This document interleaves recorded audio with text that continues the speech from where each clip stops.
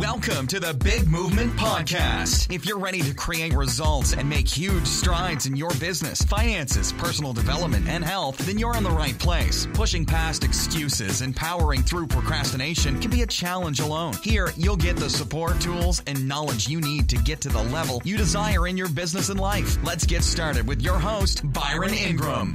And welcome to another episode of the Big Movement Podcast. Today, we're going to talk about something I think is really important, especially as we are winding down this year. And it is why you need a marketing funnel. Let's face it, when you look at everything from Twitter to Facebook and so forth, even when you're watching TV, what do you see? You see ad after ad after ad. Everything from pharmaceuticals to you name it, you're going to see it out there. On Facebook, you'll see lots of hacks on, oh, here's the way to get your latest client. Here's how you sell this product. Here's how you do all these different things. Yet one thing remains in common. You can easily become overwhelmed with all the choices out there. But why do you need a funnel? It's simple. We're going to use a dating analogy. What happens if, just kind of go with me on this, if you're at a bar or someplace like that, and you walked up to a woman, and this is from the guy's perspective, since I'm a guy, and you said, hey, let's go to my place. No other form of communication took place. Odds are it's not going to go very well at that particular moment for you. But guess what happens? This is the exact situation that occurs with marketing on a daily basis when you look at marketing online with funnels.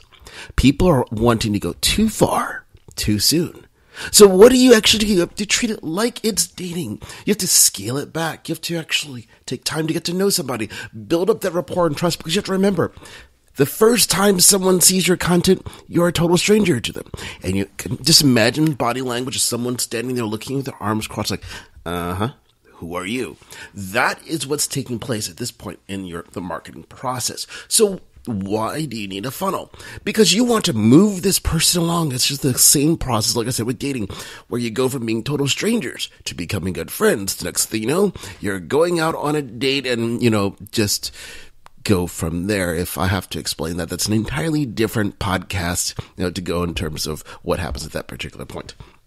However, for marketing purposes, it falls into a particular cycle. So the first thing is the introduction. This is where, for that funnel, it's the very top of it. This is that brand awareness where people get to know who you are. They get to say, who is this person? That sounds interesting. Maybe I want to know a little bit more, or at least capture their attention, kind of look in that direction. So you need to have content out there, things that's going to show people who you are. That's the introduction. It's no different than giving somebody a compliment, giving someone a little nugget like, hey, it's a little bit easier if you do it this way. That's what you want to have out there at the top of your funnel, because that leads directly into the second segment of it, which is rapport building. Because when you have that introduction, it's just the beginning of the relationship. So rapport building, this is where it takes it to that next level, where you're truly solidifying. You go from just simply saying, hey, how's it going, to engaging someone in a conversation. This is where you start building the relationship, because you have to remember, you're thinking about the long term. You're not trying to think about the quick wham, bam, thank you, ma'am, when it comes to marketing. You want to ensure that people get to know, like, and trust you so you can build that business relationship over time, because this is a critical thing there. Because what this leads to is that first call to action. Now, granted, these things can happen pretty quickly, but when that call to action comes into place, this is that introduction. It's that first offer. It's like, hey, I want to buy you a cup of coffee. I want to buy you a drink. Something that is a low risk. You don't necessarily want to go in there like, I know we're total strangers, but I want you to invest $10,000 with me.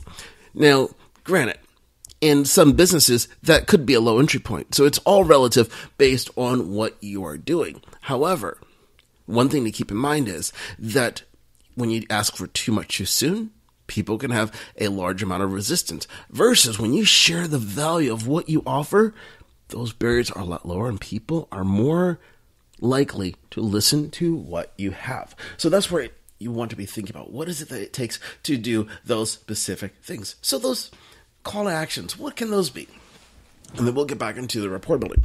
When it comes to call to actions, you want to look at, especially in the beginning, simple things like look at a quiz, opt in for a free offer, like 5 tips to help you do blank. These are the types of things that's a low risk. It doesn't take a lot of time. So if someone was to say, you know what, it's only 5 minutes, I could take a look at that. Versus, you're going to get my anthology of 10 courses for free to go through to build trust and rapport. Probably people are going to look at you like you're nuts. I'm not doing it. You want to make sure that it's easy and fast to consume. So that's that first call to action when you're looking at things. So when you're getting into the rapport building, this is really taking up to that next level. You want to incorporate a wide variety of content choices. And a lot of it's going to depend upon what you're naturally gifted at.